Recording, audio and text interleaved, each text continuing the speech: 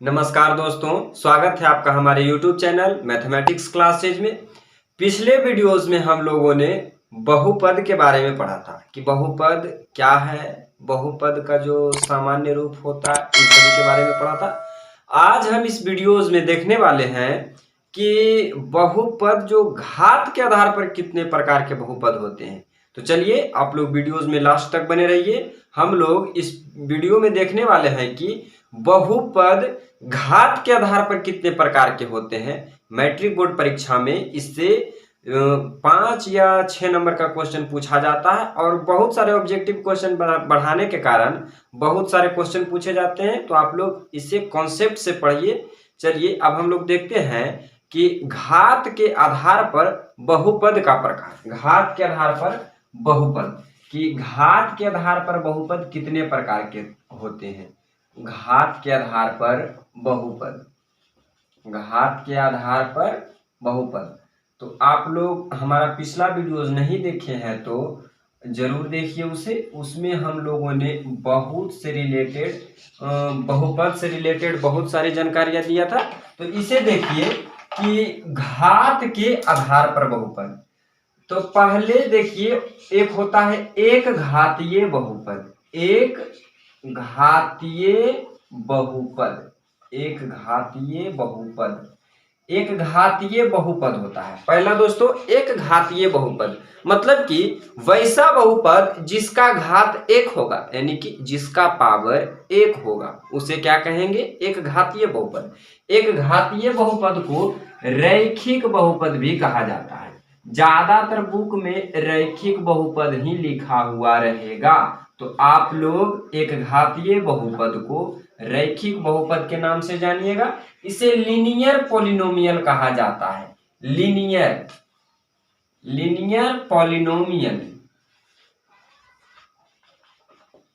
Linear polynomial एक घातीय बहुपद मतलब कि इसका डेफिनेशन आप लोग लिखिए दोस्तों। हम बोलते हैं, आप लोग लिखिएगा, नहीं तो नोट्स पाना चाहते हैं तो हमारे टेलीग्राम ग्रुप को ज्वाइन कर ले, उसका लिंक डिस्क्रिप्शन में दिया गया है। एक घातीय बहुपद डेफिनेशन इसका देखिए, वैसा बहुपद जिसका घात एक हो। आप लोग पढ़ने समय आप अपने सामने कॉपी किताब, कॉपी कलम लेकर बैठिए और हम जो बोलते हैं उसे आप लोग लिखिए, बिल्कुल क्लास की तरफ फीलिंग आएगा। तो देखिए दोस्तों, एक घातीय बहुपद लीनियर पॉलिनोमियल, वैसा बहुपद जिसका पावर एक हो, जिसका घात एक हो, उसे एक घातीय बहुपद कहते हैं। ठीक, तो देखिए इसका सामान्य रूप कैसा होगा। सामान्य रूप देखिए, एक घातीय बहुपद का सामान्य रूप देखिए कैसा होगा। एक घातीय बहुपद, एक घातीय बहुपद होगा ax plus b, ax plus b. देख लीजिए यहाँ पर एक घात है, पावर पर एक घात, x पर एक पावर है, x पर क्या है? एक पावर। ये एक घातीय बहुपद हो गया। एक घातीय बहुपद का ये सामान्य रूप है, ये एक घातीय बहुपद का ये सामान्य रूप है। और ये जहां a और b लिखा हुआ है दोस्तों, a और b एक रियल नंबर है। रियल नंबर मीन्स वास्तविक संख्या। a and b is equal to real number. ये है ये एक घातीय बहुपद का ये सामान्य रूप है। आप लोग इसे भी याद रखिएगा। हम लोग लेक्चर बैच को पढ़ रहे हैं, इसमें एक एक जानकारियां दिया जाएगा और इसके बाद ये चैप्टर खत्म हो जाने के बाद, ये टॉपिक खत्म हो जाने के बाद हम लोग कुछ प्रैक्टिस क्वेश्चन करेंगे। तो आप लोग एकदम बारीकी से पढ़िए। हाँ, इस वीडियो को लास्ट तक देखिए। चलिए देखिए लिखा हुआ सामान्य रूप ax plus b, ax plus b, ये सामान्य रूप है। ये एक घातीय बहुपद का सामान्य रूप है। a और b क्या है? a और b कोई वास्तविक संख्या है, a और b कोई वास्तविक संख्या है। आप लोग वास्तविक संख्या नहीं समझ पा रहे हैं तो आप हमारा पिछला वीडियो जाकर देखिए, हमने उसमें वास्तविक संख्या के बारे में पढ़ा दिया है। तो वास्तविक संख्या है मतलब कि अपरिमेय परिमेय कुछ भी हो सकता है। वास्तविक संख्या, अपरिमेय और परिमेय के मेल को वास्तविक संख्या कहते हैं। और a बराबर 0 नहीं होना चाहिए, a के मान 0 नहीं कीजिएगा, ये इसका कंडीशन होता है। जैसा कि आप उदाहरण में देख सकते हैं कि एक घातीय बहुपद किसको कहेंगे। हमने लिखा 2x प्लस 4, 2x प्लस 4 ये एक घातीय बहुपद है। हमने पिछले वीडियोज में बताया था कि कौन बहुपद है और कौन बहुपद नहीं है। बहुपद को पहचानने के लिए हमने पिछले वीडियोज में बता दिया था। तो आप लोग समझ रहे होंगे कि ये एक प्रकार का बहुपद है, ये एक प्रकार का बहुपद है। तो देखिए ये एक घातीय बहुपद हो गया। जब चर का घात कोई पूर्ण संख्या हो उसे बहुपद कहते हैं। जब चर का घात कोई पूर्ण संख्या हो तो उसे बहुपद कहते हैं। इन सभी के बारे में हमने पिछले वीडियोज में बता दिया है दोस्तों, तो आप लोग उसे जरूर देखिए, उसके बाद इस वीडियो को देखिए तो बहुत ही मजा आएगा पढ़ने में। ये एक घातीय बहुपद है। क्यों? क्योंकि इसका पावर 1 है, क्योंकि इसका पावर 1 है। तो देखिए दोस्तों दूसरा, देखिए दूसरा हमने लिखा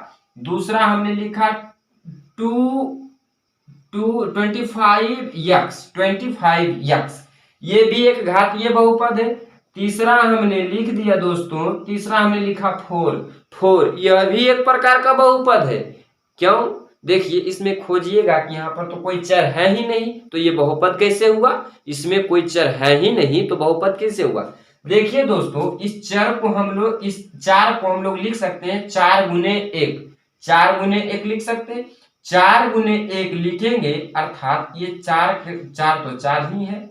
हम 1 के स्थान पर, इस 1 के जगह पर हम लोग लिख सकते हैं x पर पावर 0। और आप लोगों ने घात और घातांक में पढ़ा होगा कि जिस पर पावर 0 उसका मान 1 होता है, जिस पर पावर 0 उसका मान 1 होता है।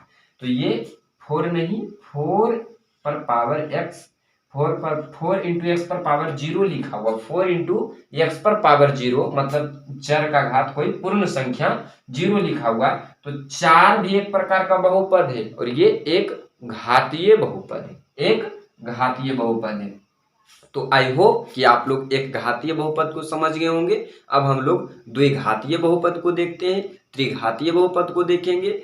और मेनली हम लोगों को एक घातीय बहुपद और द्विघातीय बहुपद ही पढ़ना है। इस मतलब कि जो टॉपिक है हमारा, जो चैप्टर है बहुपद, उसमें हम लोग एक घातीय बहुपद, एक घातीय नहीं द्विघातीय और त्रिघातीय को पढ़ना है। तो आप लोग एक घातीय को समझ गए होंगे। अब हम लोग द्विघातीय बहुपद को पढ़ते हैं, उसके बाद त्रिघातीय को पढ़ेंगे। तो आप लोग इस वीडियो में लास्ट तक बने रहिए और इस वीडियो को ज्यादा से ज्यादा शेयर करें और हमारे चैनल को जरूर सब्सक्राइब कर लें।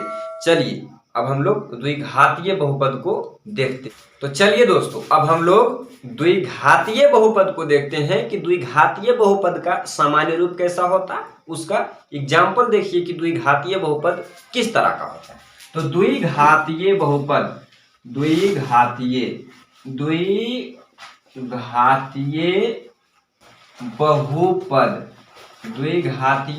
बहुपद quadratic equation, QUADRATRIC,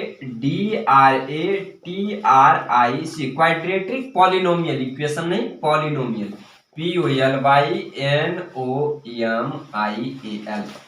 quadratic polynomial द्विघातीय बहुपद, द्विघातीय बहुपद।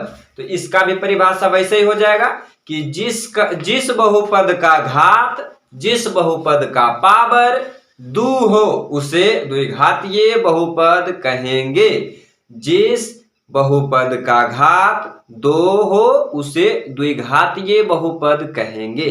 तो इसका सामान्य रूप देखिए दोस्तों, द्विघातीय बहुपद का सामान्य रूप देखिए। द्विघातीय बहुपद का सामान्य रूप होता है ax², दो घात लगा दिए, ax² plus bx plus c। देखिए दोस्तों इस जो सामान्य रूप ये जो है, इन सभी को आप लोग याद रखिएगा, बढ़िया से समझिएगा, क्योंकि जब हम लोग क्वेश्चन सोल्व करेंगे तो उसमें जो रहता है ए बी इधर उधर रहेगा, उसे इसी के रूप में सरिया कर लिखना रहेगा, इधर उधर ओझराल रहेगा तो इसको सरिया कर लिखेंगे। तो इसीलिए हम लोग सामान्य रूप बता रहे हैं कि द्विघातीय बहुपद का सामान्य रूप होता है ax² plus bx plus c।